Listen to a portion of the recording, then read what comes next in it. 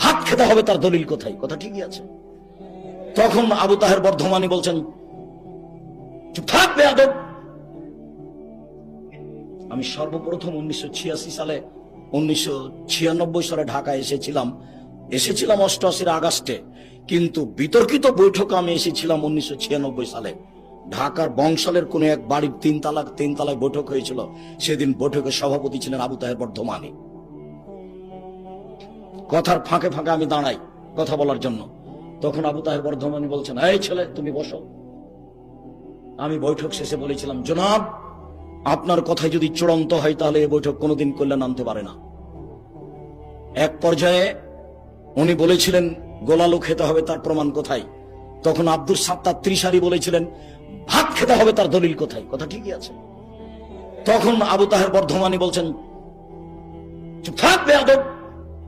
এই ভাষাটা উল্লেখ করলেন। পরিবেশ 1 মিনিট থমথমে হয়ে গেল।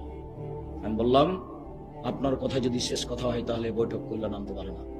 তখন আমাকে বলছেন, এই ছেলে তুমি কালকে আমার সাথে দেখা করবা বংশাল বড় মসজিদে। পরের দিন আমি গেলাম।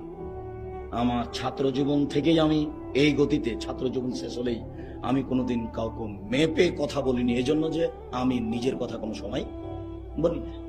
আপনার 24 ঘন্টা রাস্তা ভেঙে দিতে হবে, এটা আমার নিজের কথা নয়। মোহাম্মদ সাল্লাল্লাহু আলাইহি ওয়াসাল্লাম বলেছেন, যেখানে রাস্তা নিয়ে গন্ডগোল হবে, যাতায়াতের সমস্যা হবে, সেটা কি করতে হবে? ডবল করতে হবে। মোহাম্মদ সাল্লাল্লাহু আলাইহি ওয়াসাল্লাম বলেছেন, এই লোকটা জান্নাতে চলে গেছে, জান্নাতে চলে গেছে। কেন? রাস্তায় একটা গাছ পড়েছিল, কেটে সরিয়ে দিয়েছে এই জন্য। হাদিস বুখারী মুসলিম। মোহাম্মদ সাল্লাল্লাহু আলাইহি ওয়াসাল্লাম বলেছেন, আফজালুল ঈমান লা ইলাহা ইল্লাল্লাহ, সবচেয়ে দামি বড় ঈমান হলো লা ইলাহা ইল্লাল্লাহ, সবচেয়ে ছোট ঈমান হলো ইমাতাতুল আযান ইত্তারিক, রাস্তা থেকে কষ্টদায়ক জিনিস সরিয়ে দেওয়া, রাস্তার সুবিধা করে দেওয়া। ওই জান্নাতে যাবে, এই জান্নাতে যাবে, সবচেয়ে ছোটটা। হাদিস বুখারী মুসলিমের কথা মোহাম্মদ সাল্লাল্লাহু আলাইহি ওয়াসাল্লাম বলেন।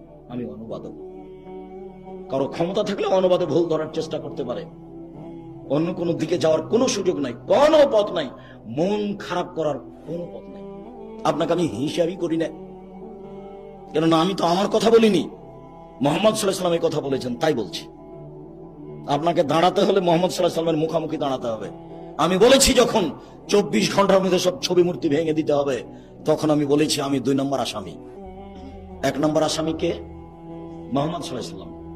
তার যদি ফাঁসি হয় তাহলে আমার আজীবন জেল হবে। আমি মুসলিম চিররণবীর, মরণকে করি না ভয়। মরলে শহীদ, বাঁচলে গাজী, আমার উভয় সমান। মরা হয় যতটুকু, বেঁচে থাকা ততটুকু। মরলেই জান্নাতি, বাঁচলেও জানা। আমি কোনোদিন আমি 1 নম্বর আসামি নই, আমি 2 নম্বর আসামি। 1 নম্বর আসামি কে? মুহাম্মদ সাল্লাল্লাহু আলাইহি সাল্লাম। জেল, ফাঁসি দিয়ে দেন তাকে। মরা মানুষের ফাঁসি ঘোষণা হয়, হাইকোর্টে ফাঁসি ঘোষণা দিয়ে দিতে হবে। মুহাম্মদ